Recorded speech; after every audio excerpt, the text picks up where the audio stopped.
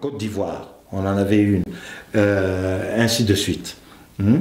Et on se dit, au bout de 2 ans, nous organisons un congrès général pour avoir une coordination de la société, donc des Congolais de l'étranger en tant que tel. Et nous pourrons peser, parce que nous sommes plusieurs centaines de milliers. Et si nous sommes organisés, nous serons une force. Et en ce moment-là, nous aurons un interlocuteur qui nous entendra. Alors, comment en êtes-vous arrivé à aller vous faire une réunion formelle à Blankenberg? Mais voilà, justement, cela a alerté ceux qui pouvaient avoir d'autres agendas. Pendant qu'on faisait ce travail, tout d'un coup, je crois que ça vient de la section de France, à la tête de laquelle se trouvait le professeur Chiembe. Oui, la Chiembe. Oui, qui, tout d'un coup, ils convoquent. Je ne vais pas entrer dans ces détails. En tout cas, à un moment donné, ils décident que cette histoire d'attendre 2 ans pour avoir un congrès, avoir une coordination, c'est trop, il faut faire vite. Donc, ils ignorent la structure provisoire qui avait été mise pour tout mettre en place, pour élaborer les statuts, les documents, etc. Ils disent non, il faut aller vite. Et c'est là qu'ils convoquent une rencontre à Blankenberg. Mais là, c'est un endroit quand même luxueux. C'est un endroit. J'ai cru comprendre que c'était un balbutiement au début. Il n'y avait pas encore des moyens. Il y avait beaucoup d'étudiants. Vous vous déplaciez des fois avec vos moyens. Comment pouvez-vous organiser un tel forum dans un endroit aussi luxueux que Blankenberg en Belgique? Je ne vous le fais pas dire. La plage juste devant. Je ne vous le fais pas dire. Mais il y a eu une première tentative d'organiser cette chose-là avant Blankenberg. Il y a eu une tentative d'organiser ça, une rencontre comme cela, je crois que c'était en Allemagne. Parce qu'il y avait aussi d'autres têtes de pont qui étaient dans ce jeu-là. Je ne vais pas citer tout le monde. Mon frère Bafoua pourra donner les détails. Apparemment, il les a donnés. À tout ça, je ne sais pas quelle est son interprétation, mais il était une pièce maîtresse dans toutes ces choses.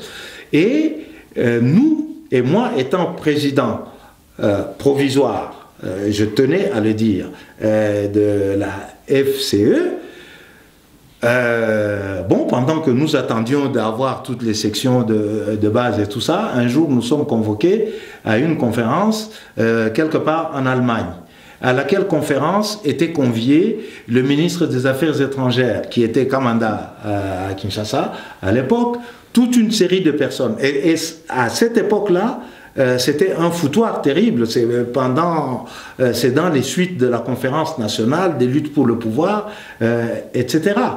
Et puis, à l'Est, la rébellion, les Kabylistes, les Kabylas s'étaient réveillés, les choses étaient très chaudes. Et nous avons fait en sorte de faire échouer cette rencontre qui devait avoir lieu en Allemagne. Bon, il y a eu des polémiques qui sont documentées, tout ça est documenté, et voilà, nous apprenons que finalement, ceux qui ont décidé de s'emparer de la direction de la FCE convoquent une réunion à Blankenberg. Et moi, je suis venu de Côte d'Ivoire où j'étais en poste, et je dois reconnaître que j'étais gravement malade. Je suis venu à Blankenberg, mais avec quelques amis proches avec qui on partageait quelques idées. Je passe les détails, mais je vous dirai qu'à l'époque où nous sommes à Blankenberg, nous savions par d'autres voies, moi je voyageais, on pouvait avoir d'autres contacts, on savait que les choses étaient en train de tourner définitivement dans l'est du pays. Kabila était en train de se préparer pour d'arriver. Voilà. Et ceux qui étaient à Blankenberg, il y a eu beaucoup de micmac. je suis monté personnellement à la tribune pour parler de moi. J'ai dit l'histoire qui nous avait amené à cela. Et nous avions les comptes rendus, les verbatims de tout ça. Notre groupe avait assuré les comptes rendus de tout le reste. J'ai expliqué pourquoi nous ne devions pas trahir cet idéal, ne pas entrer dans la politique comme ça. Et l'une des idées maîtresses était de dire nous devons nous organiser sans nous coller à l'agenda politique au Congo. Une fois que nous serons organisés, nous pourrons faire ça. Mais le préalable, c'est que nous soyons bien organisés. Mais là, on avait affaire à des gens qui voulaient tout de suite coller à l'actualité politique. Mais en fait, le loup avait déjà son entrée dans la bergerie. Et beaucoup de gens, il y avait des gens de bonne foi. Je ne sais pas si Bafwa était de bonne foi, si Tchiembe était de bonne foi, si tel ou tel était de bonne foi ou non. Mais... Est-ce que les professeurs de Likam Bokolo étaient parmi? Écoutez, la suite qui vient dans 2 secondes. Ouais. Hein? Et à un moment donné, j'ai dit, moi, je représente ma candidature pour terminer le travail qu'on avait commencé. Il y a eu un micmac terrible. On est allé chercher Likam Bokolo, qui n'avait jamais participé, ni de près ni de loin, à ce travail d'organisation de la diaspora en tant que tel. Il avait un groupe de réflexion en tant que tel à Paris et tout ça, mais il ne se mêlait pas beaucoup de ces choses qui étaient assez visibles. Et on est allé chercher Likam Bokolo pour le désigner président de la diaspora. Nous nous sommes séparés là-dessus. Nous avons emporté tous les procès-verbaux de toute l'histoire de la FCE jusque-là. Nous sommes partis avec. Et plus tard, nous apprendrons, les autres peuvent démentir, il y a des gens qui étaient de bonne foi, il y avait une main politique de Kinshasa. Je vais m'abstenir de citer des noms. Mais il y avait une lutte de pouvoir entre les Kengo qui voulaient prendre la place de Mobutu tout en étant dans le moboutisme, à peu près les choses qui se passent actuellement. Mais voilà, je crois que ces gens-là, des politiciens de Kinshasa, avaient sponsorisé cette histoire. Et Likam Bokolo a été mis sur le trône de la FCE, dont il ne connaissait pas l'origine. Moi, étant parmi les initiateurs, le baptême et tout ça, même quand nous avions tenu des réunions à Paris, il n'en était jamais, mais il s'est retrouvé à Blankenberg, comment dire, à la tête de la FCE. Et après la FCE est morte désablement. Elle n'est pas morte, elle a commencé à mourir avec l'arrivée de Kabila au pouvoir, plus rien.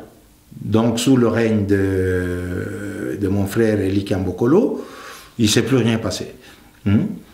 Bon, il s'est passé ce que vous allez voir qui se passe maintenant. Les Congolais ont commencé à dire non mais quand même il faut qu'on ait quelque chose, il faut qu'on organise ceci. Il y en a qui ont commencé à se réveiller. Le mouvement a repris.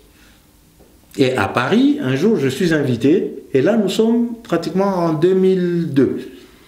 Donc, presque 6 ans après, 5 ou 6 ans après Blankenberg. Et Likam Bokolo est invité, même ici, à Genève. Dans le grand amphi, on lui dit, mais, et la FCE, tout ça, on ne vous voit pas, on n'entend plus rien, c'est quoi ça? Il dit, mais vous savez, moi je ne peux pas tout faire, et j'ai mes gens, c'est eux qui devaient s'occuper de ça, voilà. Donc, elle était morte de sa belle mort, et Lika ne s'est pas impliqué plus que ça. Alors, l'activisme politique continuant, un jour, la section de Paris, Tchiembe, convoque une réunion, donc plus de 5 ans ou 6 ans après, et je suis invité aussi à cette histoire-là, avec d'autres. Nous arrivons, on dit, bon, ben, il faut que nous nous organisions. On fait semblant d'oublier tout ce qui s'était passé jusqu'à Blankenberg. Et nous étions quelques-uns à poser la question, dire, mais attendez, mais nous avions fait ce qu'il fallait faire. Il y a eu Blankenberg, et puis depuis Blankenberg, maintenant, qu'est-ce qui a été fait? Rien. Maintenant, si nous voulons faire quelque chose, recommençons à la base. Et voilà que je me retrouve, en tenant ce discours, avec d'autres quand même qui défendaient le même point de vue, je me retrouve désigné, encore une fois, à la tête pour refaire, pour essayer de sauver ce qui pouvait être sauvé. Et on reprend le travail. On élabore des documents en tenant compte de toutes les contradictions, etc. Et on met à disposition tout ce qu'il fallait mettre à disposition à partir des groupes de réflexion qui eux, étaient engagés sérieusement. Et là, ça s'est déclenché une polémique, des insultes publiques et des choses comme ça. Un jour, je suis à Kinshasa, j'apprends qu'il y a la section de la FCE, c'est à Kinshasa, des gens m'approchent, disent mais la FCE, c'est nous ici. Entre-temps, un pont très fleuri est établi entre la FCE ici et le pouvoir à Kinshasa. Et donc, comme ça, cette belle structure qui avait été bien élaborée, et si vous voyez les documents, etc., a été, comment dire, mise à la disposition du pouvoir à Kinshasa. Et la nature ayant horreur du vide, ouais. Les combattants, nouvelles formules vont naître. Exactement. En ce moment, le débat qui est posé, et je me réjouis de voir que mon frère Bafwa est très engagé dans le combat d'organisation de la diaspora congolaise. Hein? Et il y a quand même un monsieur Bernard Katompa qui a créé le mouvement des indignés congolais, qui essaie aussi de structurer les combats d'une certaine façon. Il y a l'Union des Congolais de la diaspora avec François Mboukou en France. Je pense qu'il y a des initiatives qui commencent à naître de part et d'autre. Avec un peu de temps, on verra ce que ça va donner. Alors, pour terminer cette émission, je m'en vais vous poser quelques questions d'actualité et on va y répondre un peu brièvement. Quand je regarde le phénomène politique, on en a très largement parlé, Tshisekedi, il y a des ratés dans la machine. Oui. Vous l'avez reçu, vous l'avez reçu chez vous à la maison, donc c'est quelqu'un que vous connaissez à fond. Si on vous demandait de lui prodiguer un conseil ou de faire un diagnostic bref de ce qui a raté dans la machine, que diriez-vous? Là, je pose la question à quelqu'un qui le connaît, je pose la question à quelqu'un qui a une expérience professionnelle, je pose la question à un intellectuel. S'il y a un conseil à lui prodiguer, que lui diriez-vous, par exemple? Qu'est-ce qui n'a pas marché, au fait? Qu'est-ce qui n'a pas marché? C'est la confiance dans ses collaborateurs. Mais pour cela, il faut savoir les sélectionner en fonction d'un certain nombre de critères.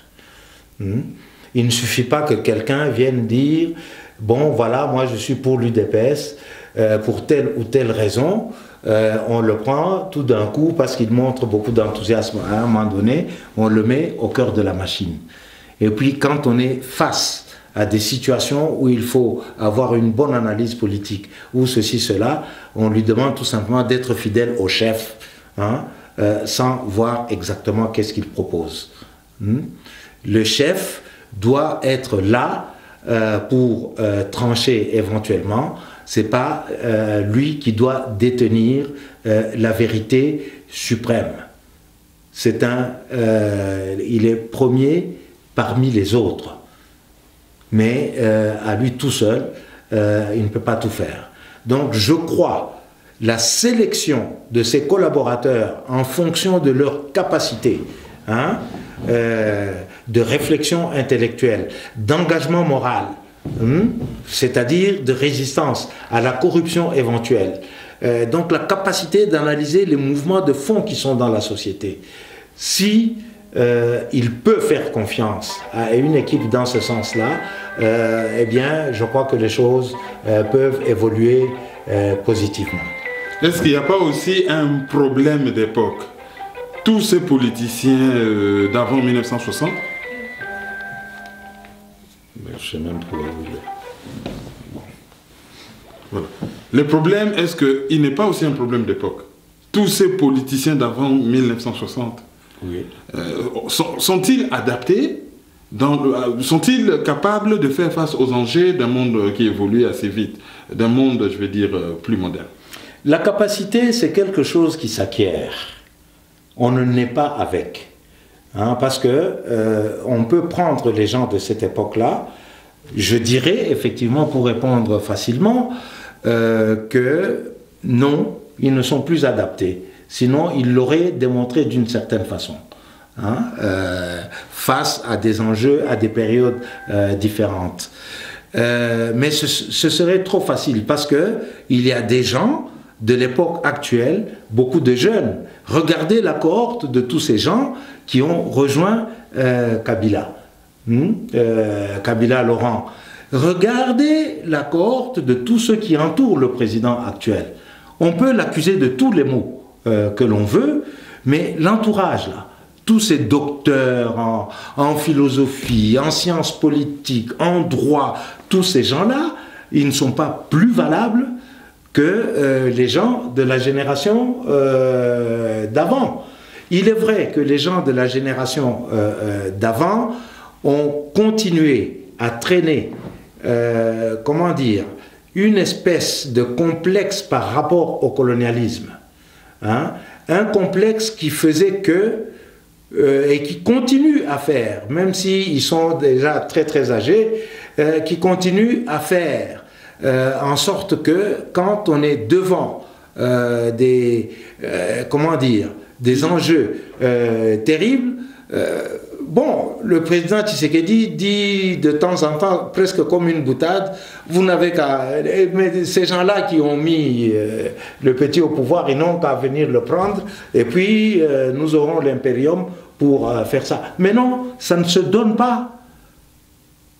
Donc c'est comme si on s'attend toujours à ce que l'étranger, les puissances étrangères soient partie prenante dans la distribution des éléments du pouvoir chez nous. Ça, c'est une faute grave.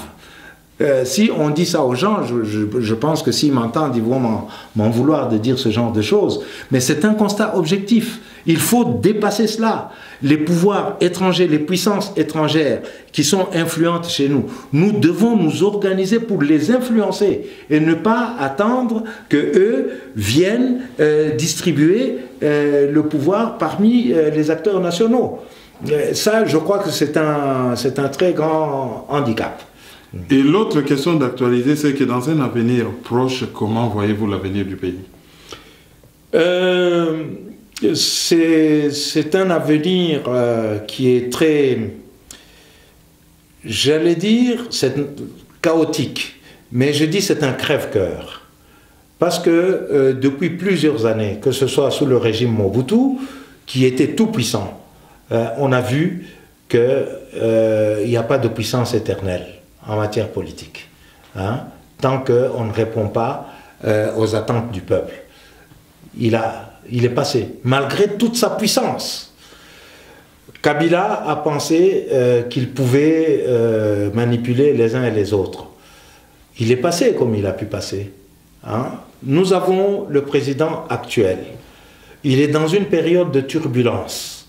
Nous ne savons pas dans quelle mesure, en tout cas il y a une controverse là-dessus, sur les tenants du pouvoir, la distribution du pouvoir, avec des compatriotes dont certains sont d'origine étrangère, qui ne font pas allégeance à l'État et à la nation congolaise, mais qui font allégeance à des puissances étrangères. J'ai toujours dit, avec notre jeune président, quand il est arrivé au pouvoir, quelles que soient ses origines, quel que soit son niveau, quelles que soient ses fidélités d'avant, hein, ou sa loyauté par rapport à n'importe qui, mais il reçoit presque sur un plateau d'argent un trésor comme ce pays qui est le nôtre. Mais il devrait tout faire, mourir pour ce pays-là, plutôt que de se compromettre un seul instant avec des pays qui, de toute façon, ne vaincront pas le Congo.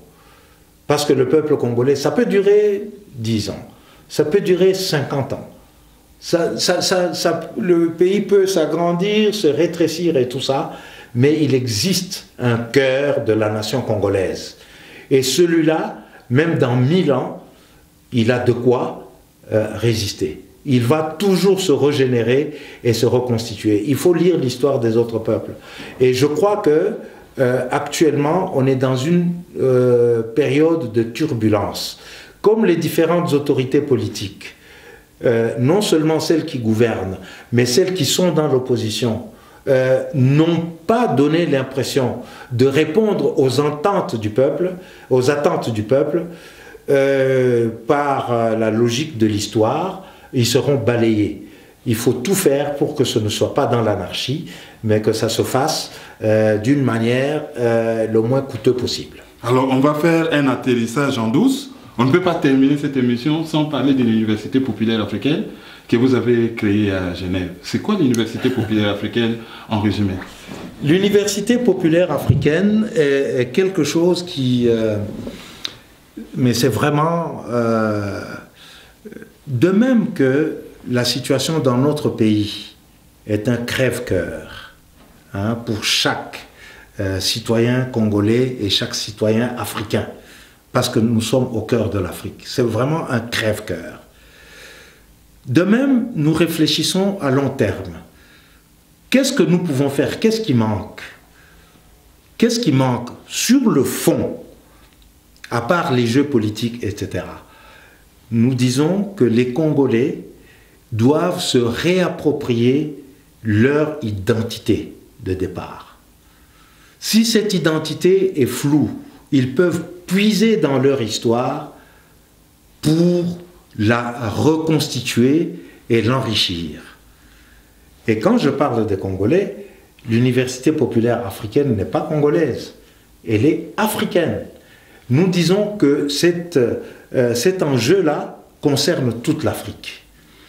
Et dans toutes les études qui ont été faites, dans nos engagements militants, nous savons que nous sommes dominés par le pouvoir colonial, néocolonial, depuis la colonisation et tous les épisodes Mobutu et tout ce que nous vivons actuel, c'est la colonisation.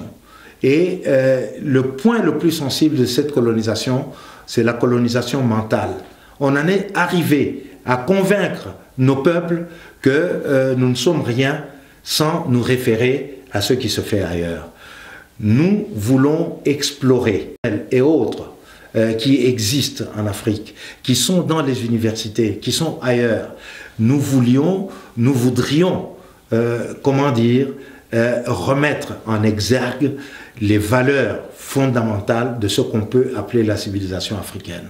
Tenez, lorsqu'on considère ces choses-là, sous cet angle-là, on regarde et il y a des gens, des nationalistes, des panafricanistes qui ont réfléchi là-dessus. En Afrique du Sud, c'est devenu même une grande théorie qui est enseignée à l'université. Depuis l'Afrique du Sud, et dans toute l'Afrique, jusqu'au sud du Sahara, on a à peu près une culture, une base civilisationnelle commune. Oui. C'est ce qu'on appelle maintenant l'Ubuntu. Oui. Dans n'importe quelle langue, rien qu'au Congo, hein, le tout, le radical tout. Ce n'est pas seulement quelque chose qui est comme ça, qui compose un mot, c'est toute une philosophie. C'est toute une philosophie, le respect de l'autre. Hein, c'est pour cela que nous disons, vous trouverez presque nulle part dans les développements historiques de l'Afrique, des Africains qui se génocident.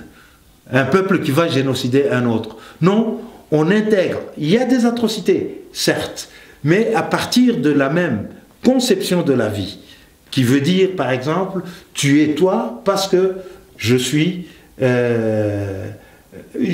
parce que tu es. Oui. Sans toi, je ne suis pas. Oui, oui, la base même de la solidarité africaine. C'est ça l'Ubuntu. Et nous disons, nous devons décliner ça, enseigner ça pour revenir aux valeurs fondamentales. Et lorsqu'on se réfère à ça, on a, même en cas de conflit, hein, et ça s'est passé au Congo, on a des références de chez nous plutôt que des médiations basées sur le droit étranger, qui peut être un plus. Donc nous avons créé cette université pour faire en sorte que nous ne perdions pas les bases de notre philosophie. Et lorsqu'on vit à l'étranger, c'est encore plus dramatique, parce que les enfants qui naissent ici, qui ont des enfants aussi ici, moi maintenant je suis grand-père, je regarde mes enfants, mes petits-enfants, je ne voudrais pas qu'ils n'aient pour seule référence que tous ces éléments de civilisation en décadence dans lesquels nous vivons ici. Il faut analyser les choses telles qu'elles sont. Mais tandis que nous pouvons avoir une régénérescence chez nous, mais sans nécessairement rejeter ce que les autres nous apportent. Voilà, nous avons créé cette université pour avoir des échanges sur la base de ce que nous sommes fondamentalement. Et je crois que, en tant que Congolais, mon rêve, c'est de retourner, aller faire cette université populaire un peu partout dans notre pays. Parce que lorsque on enseigne ces bases, le principe même de l'université populaire, c'est qu'il n'y a pas de niveau, il n'y a pas d'âge. Nous avons des conférences de type universitaire ou post-universitaire, mais nous avons des échanges pour des enfants ici, pour apprendre le lingala, le wolof, l'arabe, etc., aux parents qui veulent bien que leurs enfants ne perdent pas leurs racines. Nous discutons des affaires politiques des différents pays. Nous avons proposé, et je veux vous dire une chose qui va hérisser beaucoup de nos compatriotes, parce que, souvent, on peut comprendre dans l'indignation, comme vous avez vu à la conférence hier, nous avons un pays voisin qui est chouchouté par la communauté internationale, etc. Nous avons élaboré tout un programme. On nous dit un programme de formation pour mettre la culture et les civilisations africaines au centre des valeurs sur lesquelles nous devons nous fonder, même pour élaborer de nouvelles institutions. Et voilà, dans nos analyses, nous avons dit notamment que l'idée même du génocide ne peut pas subvenir. Et comme c'est arrivé dans un pays comme celui-là, il faut que les gens puissent se référer à leur culture de base. Et ils vont voir qu'ils ne pouvaient pas se génocider comme cela. Donc, d'où maintenant, il faut introduire l'enseignement des valeurs africaines depuis l'école maternelle jusqu'à l'université. Et quand nous avons élaboré ce programme, on en a discuté avec les uns et les autres, nous avons eu un financement de la part de l'UNESCO et de quelques fondations privées pour dire, parce qu'ils chouchoutent le Rwanda, tiens, ça correspond bien au Rwanda. Est-ce que vous pouvez faire quelque chose? Nous avons élaboré ce programme. Et nous sommes allés, le gouvernement rwandais a accepté de mettre en pratique cela. À l'université populaire, nous avons mobilisé toutes les intelligences, et il y a beaucoup d'intelligences congolaises là-dedans, pour élaborer des manuels de formation.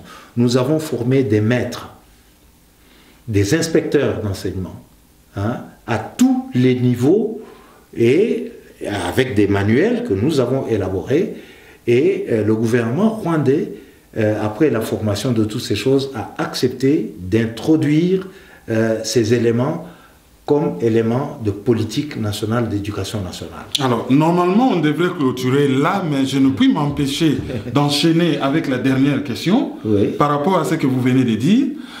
On a remarqué, lorsqu'on regarde la géopolitique interne du Congo, on a remarqué qu'il y a toujours deux choses. D'abord, une tendance à la sécession de la province du Katanga. Vous qui connaissez assez bien cette province, comment pouvez-vous expliquer ça sociologiquement? Pendant qu'on cherche à créer une nation, le pays est faible, il y a toujours une province, une généralisation abusive qu'on me pardonne, qui a toujours tendance à se détacher. Comment pouvez-vous expliquer très brièvement ce phénomène? Très brièvement, je peux dire que ce sont des manipulations politiciennes, de la part des politiciens congolais eux-mêmes, Jean Kyungwa Koumanza et quelques autres, plus des forces étrangères qui les manipulent pour des intérêts purement matériels. Je rigole souvent quand on dit « Ah, les Katangais, ceci ». Est-ce qu'il existe un peuple katangais? Ça n'existe pas. C'est ça déjà la première question. Il n'existe pas un peuple katangais.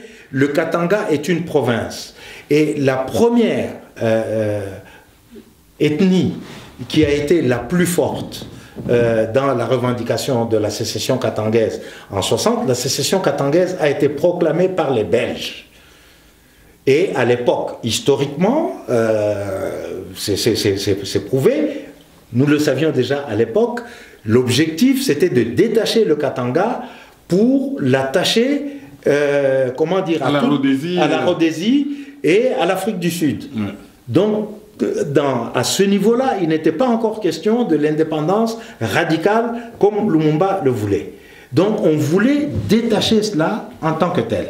C'est en ce moment-là qu'on a créé le mythe du Katanga. Et maintenant, lorsqu'on parle, les plus grands gueulards par rapport à l'indépendance du Katanga, je suis prêt à en défier plus d'un. Ce sont des gens qui disent être des Baluba du Katanga, donc Kyungwa Koumanza et des gens de ce genre. Mais en 60, au moment de l'indépendance, ils étaient dans des camps de réfugiés avec les Baluba du Kasaï, avec des gens originaires d'autres provinces. Ils étaient dans des camps de l'ONU parce qu'ils étaient avec Nsendwe des combattants nationalistes. Ils étaient dans le cartel nationaliste. Pendant que les Belges étaient en train de manipuler une minorité et en se basant sur quelqu'un d'origine étrangère, c'est-à-dire les Bayékés, dont l'origine au 19e siècle, et c'est pas plus loin que ça, et ce sont des Banyamwezi qui sont venus de Tanzanie, qui sont venus par la conquête jusqu'au Katanga. C'est eux qui étaient la cheville ouvrière de la sécession du Katanga. Les Lunda, dont était Tchombe, qui était aussi dans ce mouvement. Mais c'est un peuple, certes katangais, mais il est aussi bien en Angola qu'en Zambie, etc. Mais face à eux, il y avait par exemple les Tchokwe qui étaient du côté nationaliste, mais dont une partie dans ces manipulations ont commencé à parler du Katanga. Le Katanga sécessionniste, c'est une création belge au départ, et dans tout ce qui est en train de se passer actuellement, enfin depuis ces dernières années, c'est de la fumisterie, ça ne correspond à rien, et d'ailleurs ce qu'on appelle les Katangais entre eux, ils ne peuvent plus être d'accord parce que certains disent que non, en fait, ils ont toujours vécu en paix avec les populations venant d'ailleurs, parce que le Katanga, en tant que région, était une région sous-peuplée, avec des organisations ethniques qui correspondaient à la sous-population. Il a fallu importer la main-d'œuvre de différentes régions, du Kasaï, du Rwanda, du Burundi, etc. Et tous ces gens ont toujours vécu en bonne intelligence jusqu'au moment où les Belges ont commencé à créer cette histoire. Il y aurait beaucoup de choses à dire. Oui, beaucoup de choses à dire. Et là aussi, ça devient tellement intéressant que j'ajoute encore une dernière question. C'est peut-être un mythe, je ne sais pas. Mais dans ces pays, on a constaté qu'il y a un Mukongo qui a dirigé, c'était Joseph Kasavubu. Le 24 d'ailleurs, on va commémorer l'anniversaire de sa mort. Après, il y a eu un Mungala, Mobutu, qui a dirigé. Après, il y a eu deux Swahiliphones qui dirigent. Et il y a de plus en plus de voix qui s'élèvent en disant c'est aussi au tour des Luba de montrer ce dont ils sont capables. Et quand on parle de Luba, on pense au Grand Kasaï. Oui. Que pensez-vous de ce genre de raisonnement? Je pense fermement que ce genre de propos est contre-indiqué par rapport à l'intérêt national. Il ne s'agit pas de se partager des tours, quelle que soit notre compétence ou notre incompétence, pour diriger le pays. Le pays se dirige sur la base d'une vision pour le pays, pour l'ensemble du pays, et ainsi de suite. Je m'inscris totalement en faux contre cette approche-là. Et ça, moi, en tant que nationaliste congolais, je suis prêt à combattre toute idée qui consiste à se partager le pouvoir en fonction des origines ethniques. Ça, on ne peut pas. On ne peut pas accepter. Si on accepte ça, c'est accepter la mort du pays. Et Lumumba, ouvrir la boîte de Pandore. Oui, c'est ouvrir la boîte de Pandore. Et Lumumba lui-même, qui a commis quelques erreurs au départ, à certains moments. Parce que à un moment donné, Lumumba, qui était un nationaliste, c'est un processus. Il n'est pas né nationaliste.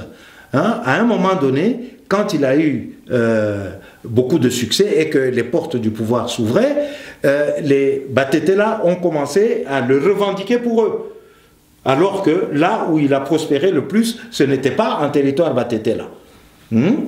Bon, et au moment où il a été trahi, on trouve beaucoup de Batetela dans son entourage. Dans la trahison de Lumumba. Les Baluba eux-mêmes, quand ils sont en train de parler, quand l'autre là qui s'était proclamé roi et puis empereur, etc., je ne sais pas s'il est toujours vivant, on l'entend. Tous ces gens-là, ils ont parlé. Le peuple Muluba est toujours là. Et qu'est-ce qu'ils font pour le peuple en question? Et on va s'arrêter au fait qu'il faut, pourvu qu'il soit Muluba ou qu'il soit Mukongo, mais si c'est un traître, c'est un traître.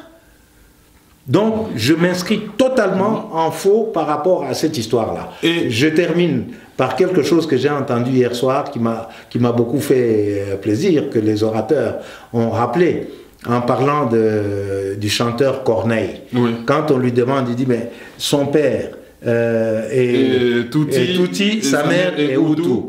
Alors, bon, on parle de génocide des Tutsis. Alors lui, il est génocidaire, ou il est génocidé, on ne sait pas trop. Alors, quand vous allez dans une région comme le Katanga, mais je défie quiconque de dire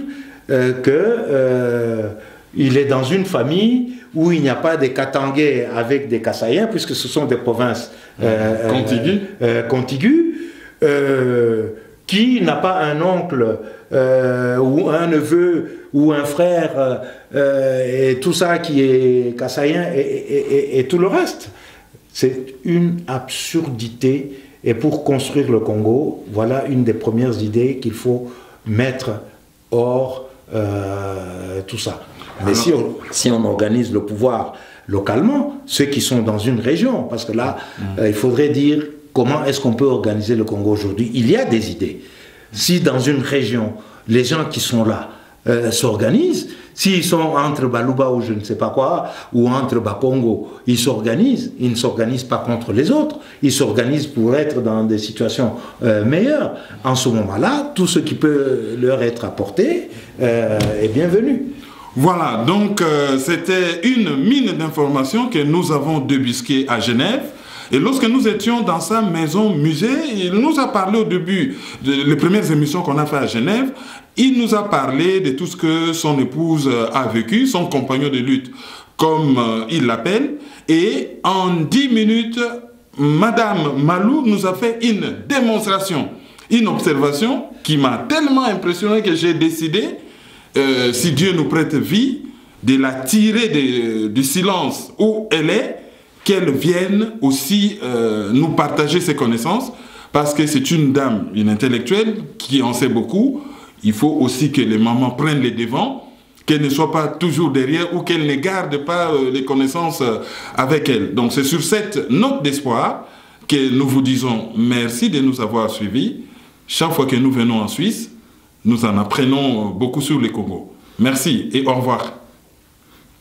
Merci à vous. Nous sommes toujours, et je connais quelques autres vieux qui sont toujours prêts à partager leur expérience, et c'est bien volontiers, parce que maintenant nous sommes en débat avec nos propres enfants et nos petits-enfants qui nous interpellent. Et puis si vous êtes éditeur et que vous avez des sous à mettre sur l'histoire du Congo, j'ai vu beaucoup de manuscrits chez lui qui ne demandent qu'à être publiés. Donc, si ces messages tombent entre de bonnes oreilles, entrez en contact avec votre site internet, par exemple NASFOR TV, dont l'adresse apparaît en bas de l'écran, et je pense qu'il y a des ouvrages à publier sur la politique du Congo et l'histoire politique du Congo. Merci, au revoir.